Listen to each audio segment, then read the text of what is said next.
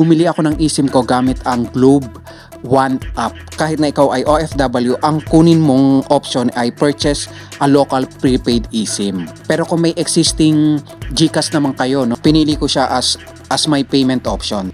Sa sarili nyong telepono, mas magandang download eSIM to this phone ang piliin ninyo para hassle-free. Activate new eSIM.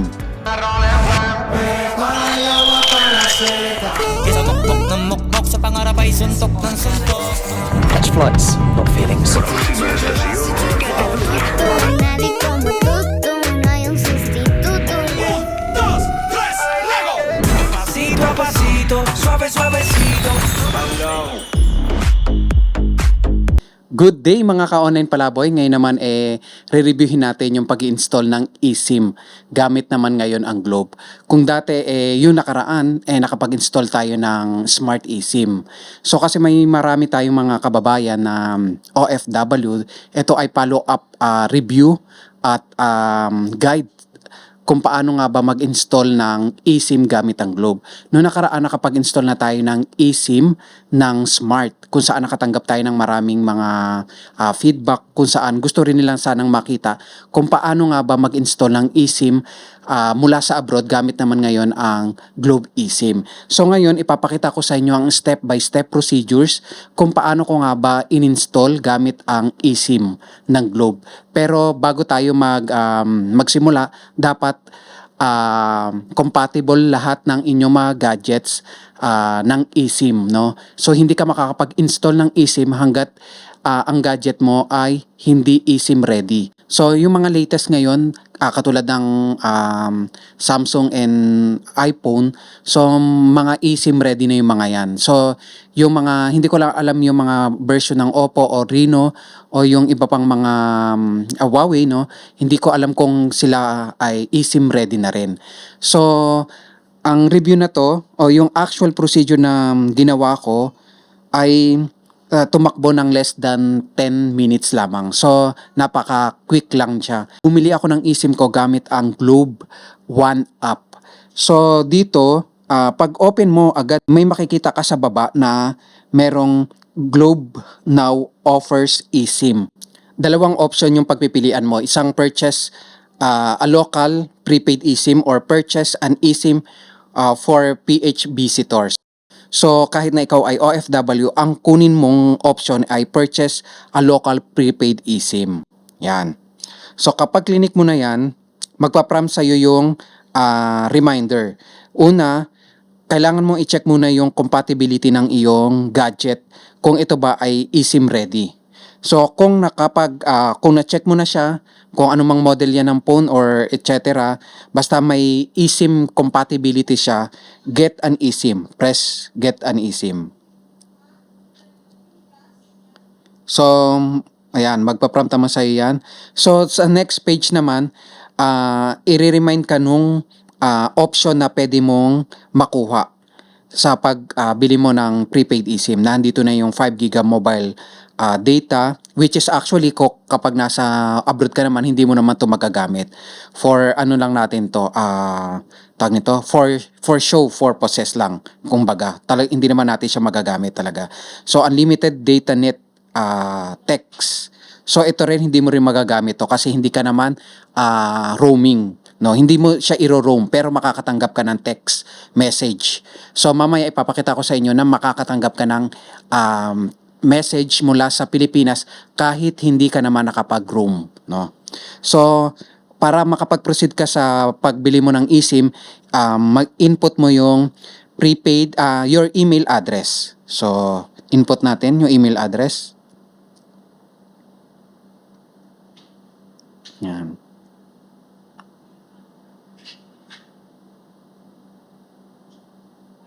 So, input lang yung email address. Make sure na tama yung email address na ilalagay ninyo. Kasi kapag bumili na kayo ng SIM, 99 pesos din to. So, kung tutuusin, masasaya yung 99 pesos ninyo kung mali ang pagkakalagay nyo ng email address. Yun ang tatandaan ninyo. Kailangan correct ang email address na ilalagay ninyo. Sayang din naman yung 99 pesos, no? Ngayon, since ako ay may GCash naman, no, may GCash account naman ako. So, ang payment method na pwede mo pagpilian ang GCash at credit card or debit card kung meron kayo. Pero kung may existing GCash naman kayo, no, na katulad ko, yun ang pinili ko para sa, alam mo na, faster transaction din. Pinili ko siya as my payment option. So, again, pwede kayong gumamit ng inyong local credit card kung nasaan mang bansa kayo, or kung meron kayong mga Philippine issued credit card, pwede rin naman. Yan. So, yan, after nyan, magpa-prompt siya sa page ng GCash. So, ang gagawin nyo lang, i-input nyo yung GCash account ninyo na kung saan kayo deduct ng payment ninyo. So, after that, magsisend siya ng QR code. Hindi pala QR code, kundi code mula sa mobile phone na under GCash, no? So, kailangan nyong i-input yung 4-pin MPIN ninyo. 4 digital MPIN. Click nyo na yung payment, magpo-proceed na siya, no? So, yan, nakatanggap na ako agad-agad ng confirmation email. Confirmation email na nakapagbayad na ako ng eSIM, no? Nakabili na ako ng eSIM. So, ngayon, after nyo magbayad, magpa-prompt naman sa next page na meron na kayong eSIM, ready for installation na siya. So, makakatanggap din kayo ng email confirmation na meron na nga kayong email QR voucher mula sa Globe. So, ngayon, may dalawang option din kayo na pwedeng pagpipilian.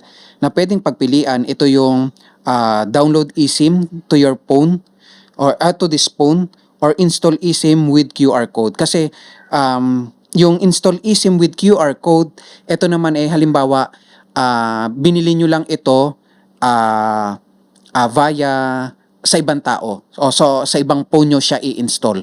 So kailangan lang ng QR code doon. Pero since kung ang eSIM nyo naman ay install nyo doon sa telepono nyo itself, sa sarili nyo telepono, mas magandang download eSIM to this phone ang piliin ninyo para hassle-free. So after that, hintay-hintay lang. So nagpa-prompt naman siya ng screen na downloading your eSIM. So ngayon, pagkatapos niya mag-download ng eSIM, magpa-prompt naman sa inyo yung activate new eSIM. So ang i-click nyo lang dito ay allow. Yan. So, wait nyo lang siya na nagko-connect siya sa network. Sana kung makabili kayo ng eSIM, in partnership din yung Globe sa mga local network carrier dyan. Kasi minsan, hindi nagko-connect yung mga eSIM or, mga eSIM or SIM card, physical SIM card, kung hindi naman ito accredited ng mga local network cellular. So, sa tingin ko naman, since maraming OFW, ang kalat sa buong mundo, walang lugar siguro o bansa na hindi na naaabot ng mga Philippine network cellular. So, yan, hintay-hintayin nyo lang yan. Mag-a-activate yung inyong eSIM. So, hindi ko lang alam ito kung applicable ito sa mga seafarers. No?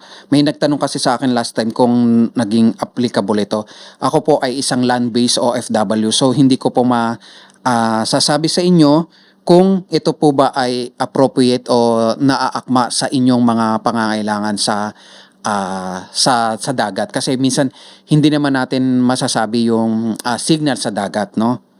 Itong installation guide na ito ay para lang sa mga land-based, no? Hindi ko lang alam para sa mga seafarers. Ang pwede mo lang i-install na eSIM is i-activate pala, i-on pala is isa lang. So ako kasi meron din akong eSIM mula sa Japan, mula sa sa Spain. So mamimili ka lang kung alin lang doon yung ite-turn on. Sa ngayon kasi hindi ko naman kailangan yung eSIM ko sa Spain. So, turn off ko muna siya at doon ko muna inilagay yung Globe eSIM slot. So, wait ka lang muna. Ayan, magko-connect sa network. Huwag nyo tong i-exit tong screen na to kasi hindi siya mag-a-abrupt yung installation ninyo. After that, magpa-prompt naman sa inyo yung message na cellular setup complete. So, ito, ibig sabihin yung eSIM ninyo ay completely installed na. So ngayon, mamimili na lang po kayo dyan ng option kung paano nyo siya lalabelan o lalagyan ng label. Yan.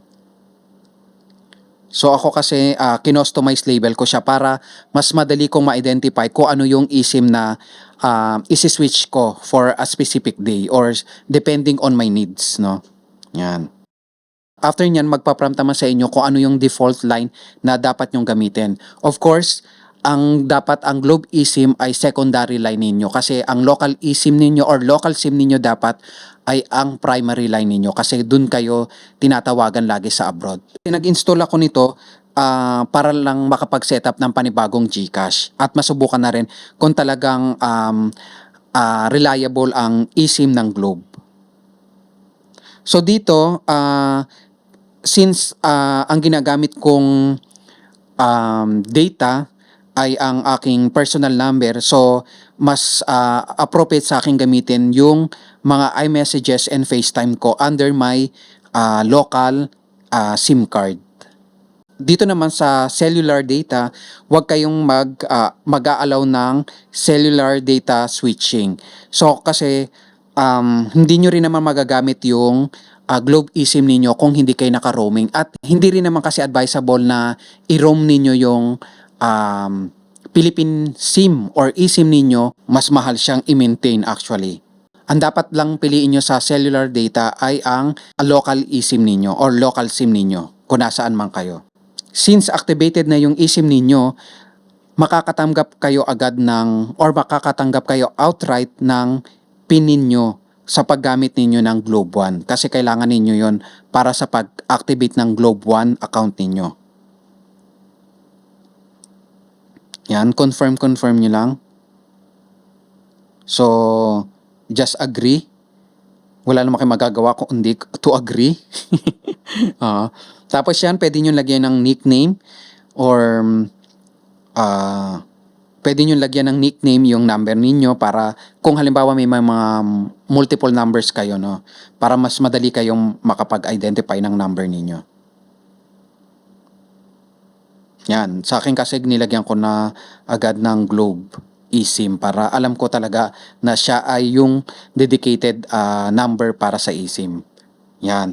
So ngayon after that, pagkatapos nyo mag-set up ng Globe One account ninyo, meron namang magpa-prompt sa inyo na kung gusto nyo mag-register, i-register na agad yung eSIM ninyo.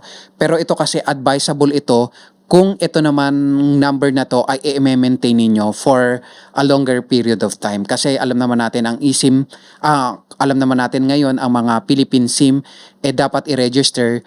Kung hindi, meron lang siyang time period, then ma-deactivate na siya. So since kung gagamitin nyo naman to for a longer period of time, I suggest at highly recommended ang register my eSIM na. Yan.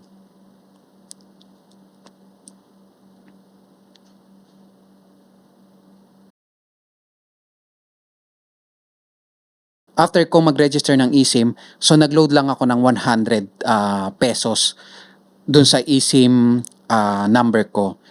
So yun na muna mga ka-online palaboy hanggang sa susunod na eSIM adventure natin. Kasi ako mahilig ako sa eSIM, so magre-register ako ng eSIM. At sa susunod, ibabahagi ko naman sa inyo kung paano ako nag-avail ng eSIM naman mula sa Spain. Yan. So panoorin nyo rin yung eSIM registration ko sa Japan kung kayo naman mag-a-abroad or magtutour sa Japan. Hanggang sa muli mga ka-online palaboy. Isa mukmok ng mukmok sa pangarap ay suntok ng suntok. Catch flights.